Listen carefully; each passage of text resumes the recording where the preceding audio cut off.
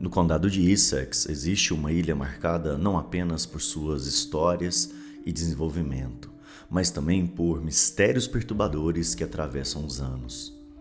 Esse lugar foi palco de acontecimentos sobrenaturais e fenômenos que desafiam qualquer explicação lógica. Desde assombrações documentadas em uma antiga fazenda até o aparecimento de uma criatura desconhecida em sua praia. Hoje vamos explorar Canvey Island, a Ilha dos Mistérios. Ao longo das décadas, relatos surgiram e permaneceram sem respostas, lendas sombrias e enigmas que deixam um rastro de inquietação. Canvey Island está localizada no distrito de Castle Point, no condado de Essex, na Inglaterra. A ilha possui apenas 18 km² de extensão e é habitada por uma população de 388 mil pessoas, segundo os dados de 2011. Durante muitos anos, sua paisagem era dominada por campos agrícolas, mas por volta de 1911, ela passou por uma transformação. Tornou-se um refúgio de resorts à beira-mar. Esse novo perfil atraiu uma onda crescente de moradores, fazendo com que a ilha se tornasse a área com mais crescimento na Grã-Bretanha até 1951. Entre 1911 e 1951, a população saltou de pouco mais de 500 para mais de 20 mil habitantes. Canvey Island também guarda um vínculo inquietante para a indústria petroquímica. Foi ali que aconteceu pela primeira vez a entrega do gás natural, o mesmo gás que nós usamos hoje. Em 2019, a ilha foi nomeada pelo The Economist como o lugar mais conservado da Grã-Bretanha, um título curioso para um lugar tão envolto em mistérios. No coração de Canvey Island existe um lugar envolto em uma história sombria e enigmática, a Oyster Fleet Farm, uma fazenda marcada por acontecimentos que escapam à compreensão humana, memórias que, de algum modo, ainda parecem ecoar através do tempo. Mas antes de continuarmos, quero te convidar a interagir com a gente nesse vídeo. Comenta aqui embaixo se você já conhecia essa história ou se você tem alguma outra história que você queira que nós exploramos aqui nos nossos próximos vídeos. Essas sugestões, pessoal, pode ter certeza que nós sempre levamos em conta. A fazenda ficava próxima a Canvey Lake, um vestígio do antigo Oyster Creek, um canal drenado pelos holandeses lá no século X.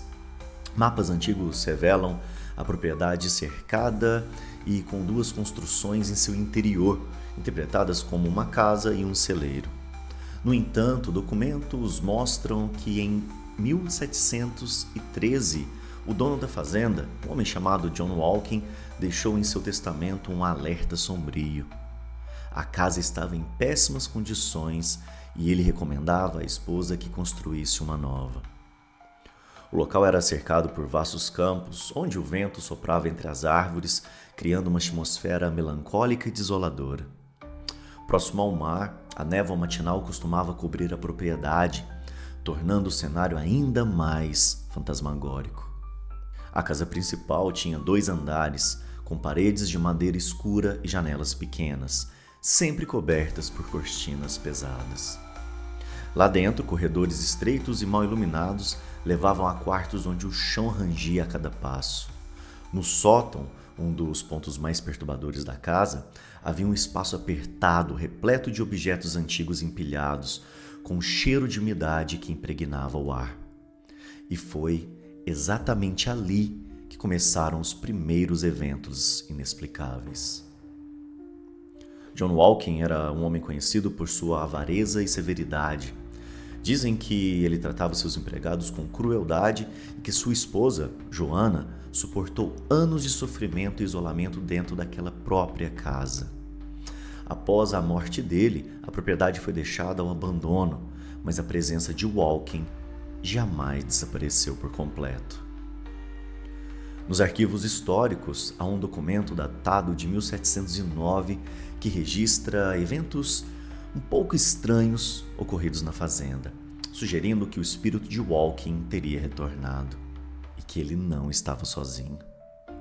O relato descreve sussurros vindos de cantos escuros, portas que se abriam e batiam violentamente por conta própria, além de sombras que se moviam pelos corredores como se estivessem vivas.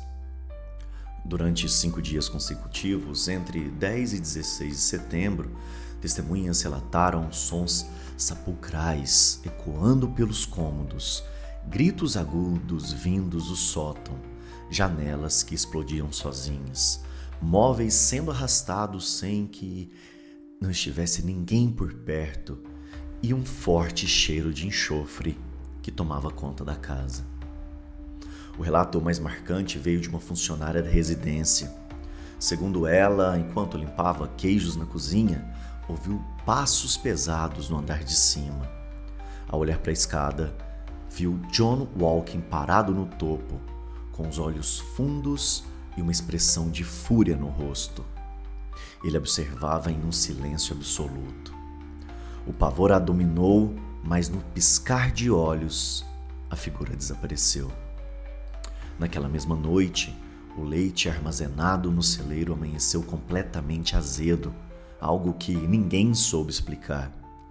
Outra testemunha contou ter visto uma cadeira de balanço se mover violentamente sozinha, como se uma força invisível a estivesse empurrando. Na manhã seguinte, as janelas da casa foram encontradas completamente estilhaçadas, embora ninguém tivesse ouvido um único som de vidro se quebrando durante a noite. Aos poucos, os poucos corajosos que tentaram passar a noite no local começaram a relatar sensações perturbadoras, uma pressão sufocante sobre o peito, como se algo invisível os esmagasse, e o despertar repentino durante a madrugada com a certeza de que alguém o estava observando. A história rapidamente se espalhou por toda a região de Canvey Island. Assustados, os moradores se reuniram para testemunhar de perto esses estranhos acontecimentos. Entre eles estava o reverendo James Lord, que vivia a menos de 1 quilômetro da propriedade, além de vários outros moradores influentes da comunidade.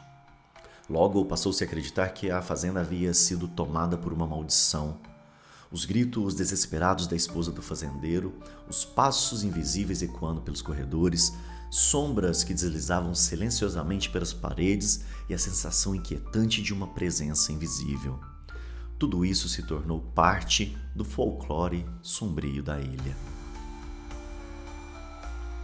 Alguns estudiosos mais céticos sugerem que tudo não passou de uma encenação, uma forma de manter curiosos afastados da capela próxima, onde contrabandistas escondiam mercadorias. No entanto, aqueles que vivenciaram os fenômenos garantem que não havia nenhum truque. Décadas depois, a fazenda simplesmente desapareceu do mapa. Sua localização exata se perdeu no tempo. No local aproximado surgiu o Oyster Fleet, um pub que ainda hoje carrega os resquícios daquele passado misterioso. Nos fundos havia um pequeno farol, conhecido como The Lighthouse, com um anexo em comum, um cômodo elevado, acessível apenas por uma escada externa. Dizem que em noites silenciosas ainda se ouvem passos fantasmagóricos sobre a madeira e sussurros que flutuam no ar. Alguns relatam sombras estranhas refletidas no espelho do pub e que, em noites de chuva, lamentos são levados pelos ventos, como se o passado insistisse em não ser esquecido. Além de todos esses eventos, Canvey Island também é conhecida entre os investigadores da criptozoologia por abrigar um dos maiores enigmas da região. Em novembro de 1953, alguns moradores que passeavam pela praia fizeram uma descoberta que mergulhou a ilha em um novo tipo de mistério. Na areia repousava o corpo sem vida de uma estranha criatura marinha. Colin Day, um garoto de apenas 9 anos, estava passando pela região quando percebeu uma multidão reunida na praia, olhando fixamente para algo. Movido pela curiosidade, ele se aproximou e jamais esqueceu o que viu. De acordo com as observações feitas na época, a criatura media cerca de 76 centímetros de comprimento. Tinha olhos grandes, saltados e avermelhados, com fossas nasais visíveis no rosto e guelras na altura do pescoço. Sinais claros de ser uma criatura adaptada à vida aquática. A boca era larga, preenchida por pequenos dentes pontiagudos. No entanto, o detalhe mais perturbador vinha do corpo. Além de uma cauda semelhante a um peixe, a criatura possuía pernas musculosas, com pés que apresentavam 5 dedos. Cada dedo terminava em uma saliência em forma de gancho, como se fossem pequenas garras. Os dedos eram separados, formando um arco semelhante à letra U, lembrando uma ferradura, característica que fez muitos acreditarem que a criatura era capaz de caminhar como um bípede. Não havia qualquer vestígio de membros superiores. A pele foi descrita como espessa, de tonalidade marrom avermelhada e totalmente sem escamas, lembrando estranhamente a pele humana. Colin, tomado por sua curiosidade, chegou a tocar na criatura. Ele contou que a textura era semelhante à pele com celulite, como uma casca de laranja cheia de pequenas covas. Além disso, era gelatinosa e que, quando pressionada, continuava a se mover por alguns segundos, como se tivesse vida residual. O espanto tomou conta dos moradores. Muitos, inclusive o próprio Colin, passaram a acreditar que se tratava de uma espécie de sereia, uma criatura marinha que não vivia apenas no oceano, mas também podia caminhar sobre a terra. As fossas nasais, visíveis no rosto, sugeriam que também poderia respirar fora d'água, e isso só tornava o mistério ainda mais inquietante. Zoólogos locais foram chamados às pressas, para tentar analisar a criatura e descobrir sua origem. No entanto, nenhum desses especialistas conseguiu identificá-la. Todos afirmaram com perplexidade que jamais haviam visto algo semelhante e não tinham qualquer ideia do que aquilo poderia ser. Apesar do espanto geral, concluíram que o ser não apresentava nenhuma ameaça à população da ilha. Com o passar dos dias, a criatura começou a entrar em decomposição, e como naquela época os recursos científicos e tecnológicos eram extremamente limitados, os especialistas decidiram cremar o corpo. Nenhuma parte foi preservada para análises futuras, e com isso, uma peça fundamental do mistério se perdeu para sempre. 9 meses depois, em agosto de 1954, o mistério retornaria com força. O reverendo Joseph, enquanto caminhava pela praia com seus filhos, notou algo estranho próximo a uma poça d'água formada entre rochas. Ao se aproximarem, viram uma outra criatura sem vida, tão estranha quanto a anterior. Dessa vez ela media 1,20 m e pesava mais ou menos 11 quilos, mas possuía as mesmas características físicas: olhos desproporcionalmente grandes, fossas nasais, guelras, uma boca larga, pele espessa com aquele tom marrom avermelhado e 2 pernas com aquele formato dos dedos em U, semelhantes a garras. A notícia de que a segunda criatura humanoide havia sido encontrada rapidamente se espalhou, mergulhando a população em medo e especulação. Muitos acreditaram que estavam diante de algo jamais catalogado, talvez um monstro marinho ou até mesmo um ser extraterrestre que não sobreviveu após cair no oceano. O que tornava tudo ainda mais perturbador era o fato de que essa segunda criatura havia sido descoberta muito próximo ao local onde aquela primeira havia aparecido, como se, tivesse emergido silenciosamente das profundezas do mar. Diante do tumulto causado pela descoberta daquela criatura, as autoridades locais entraram em ação rapidamente. Entraram em contato com instâncias federais superiores e, segundo fontes da época, 2 cientistas foram enviados à ilha com a missão de investigar e tentar compreender da onde vinha aquele ser não identificado. A criatura foi levada para um laboratório sob a promessa de que qualquer descoberta seria compartilhada com a imprensa e o governo. No local, os cientistas examinaram o corpo, realizaram registros fotográficos da carcaça e iniciaram análises. Porém, nenhuma conclusão jamais foi divulgada. Nenhuma imagem, laudo, nenhum relatório, apenas o silêncio. Fontes afirmam que em conversas privadas os cientistas teriam admitido nunca terem visto nada semelhante àquilo e que, mesmo após vários exames, não conseguiram classificá-lo. Contudo, outras versões afirmam algo ainda mais sinistro. A criatura teria desaparecido misteriosamente antes mesmo dos estudos terem terminado. Sumiu sem deixar nenhum vestígio em 13 de agosto de 1954, apenas 2 dias após sua descoberta. No mesmo período, uma nota foi publicada em um jornal local. O texto relatava o testemunho do reverendo Joseph e, curiosamente, tentava oferecer uma explicação racional para o primeiro ser encontrado.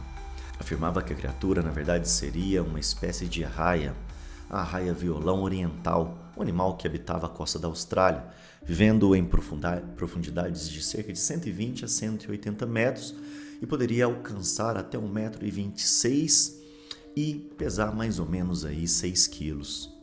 No entanto, essa explicação foi rejeitada por todos que testemunharam a criatura. Segundo os moradores da ilha, a arraia-violão possui uma pele esverdeada, marcada por linhas brancas e bordas pretas, completamente diferente daquela aparência humanoide, de pele espessa, de tom marrom avermelhado e que eles viam, com seus próprios olhos. Alguns anos depois, em 1959, o investigador Frank Edwards publicou em um livro intitulado Stranger Than Science, onde relatou esse caso, referindo-se à criatura como o monstro de Canvey Island. Mas Edwards foi além.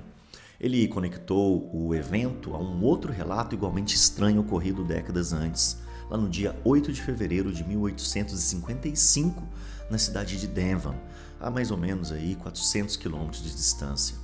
Na ocasião, os aldeões ficaram aterrorizados ao encontrarem uma trilha de pegadas em formato de ferradura, cada uma medindo aí cerca de 10 centímetros de comprimento por 7 de largura, com 20 centímetros de distância entre elas. Pegadas que, segundo os relatos, só poderiam ter sido feitas por uma criatura bípede, algo que, mais uma vez, desafiava qualquer explicação lógica. O rastro deixado por essa criatura não parou por ali. Ele foi visto na neve percorrendo uma extensão assustadora de mais de 160 quilômetros, traçando um padrão zigue-zague ao longo de toda a costa. O mais perturbador era que, quando algo surgia em seu caminho, a criatura simplesmente escalava, deixando marcas em paredes, telhados e até mesmo em pontos inacessíveis para qualquer tipo de animal comum. E fazia isso como se fosse a coisa mais fácil desse mundo. Os relatos da época indicavam que em várias das pegadas havia também marcas de garra, como se algo bestial tivesse cruzado aquelas terras. Não demorou para que os jornais começassem a se referir ao fenômeno como a pegada do diabo. Num livro de Frank Edwards, ele chegou a sugerir que a criatura responsável por essas pegadas seria o mesmo monstro de Canvey Island. Décadas depois, em 1999, o jornalista Nicholas Warren decidiu mergulhar de vez nessa história inquietante. Ele iniciou uma investigação própria, buscando registros oficiais nos arquivos da National Rivers Authority e no Laboratório de Associação da Biologia Marinha de Poole. O que recebeu como resposta foi ainda mais alarmante. Não havia nenhum registro sobre as criaturas, nenhum documento, nenhuma menção. Algo que, dadas as proporções do acontecimento, parecia simplesmente impossível. Mas o que realmente levantou suspeitas foi outro detalhe. Todos os arquivos dos anos de 1953 e 54 haviam desaparecido da biblioteca de Canvey Island. Eram jornais que na época eram recolhidos e guardados diariamente para futuras consultas, uma prática comum que ainda é seguida em algumas bibliotecas, hoje de forma digital. Mas esses registros sumiram sem deixar rastro. Determinado a ir mais fundo, Nicholas recorreu às bibliotecas das cidades vizinhas e ali encontrou registros que resistiram ao tempo. Nos arquivos antigos estavam diversos relatos de testemunhas, reforçando a ideia de que o que aconteceu era real, embora ninguém soubesse ao certo o que realmente era aquela criatura. Com o passar dos anos, várias teorias surgiram. A mais persistente tentava associar o monstro a uma espécie de raia. No entanto, muitas das características descritas pelos moradores simplesmente não batiam com esse tipo de animal. Outra teoria apontava para o peixe tamboril, conhecido por sua aparência grotesca, cabeça grande, boca ampla e apêndices que poderiam ser confundidos por patas. Esse peixe habita lá no Oceano Atlântico, pode medir até 2 metros de comprimento e 32 quilos, e ele também possui uma pele gelatinosa, algo mencionado por quem viu a criatura. Ainda houvesse quem sugerisse o frogfish, um peixe de aparência bizarra, que também possui patas modificadas e uma pele estranha. Mas nenhuma dessas teorias corresponde perfeitamente ao que foi avistado. Nenhum animal conhecido combina com todas as descrições feitas pelas dezenas de testemunhas. Colin Day, aquele garoto de 9 anos, tocou na criatura em 1953 e, até hoje, ainda dá entrevista sobre o caso. Já com idade avançada, ele afirma sem hesitar que o que ele viu era sim um monstro marinho, uma criatura que até hoje a ciência não conhece. Ele acredita que seja uma espécie evolutiva rara, adaptada para sobreviver tanto na água quanto fora dela. Apesar das investigações, hipóteses e buscas por respostas, o chamado monstro de Canvey Island permanece envolto em mistério. Siga Conexões.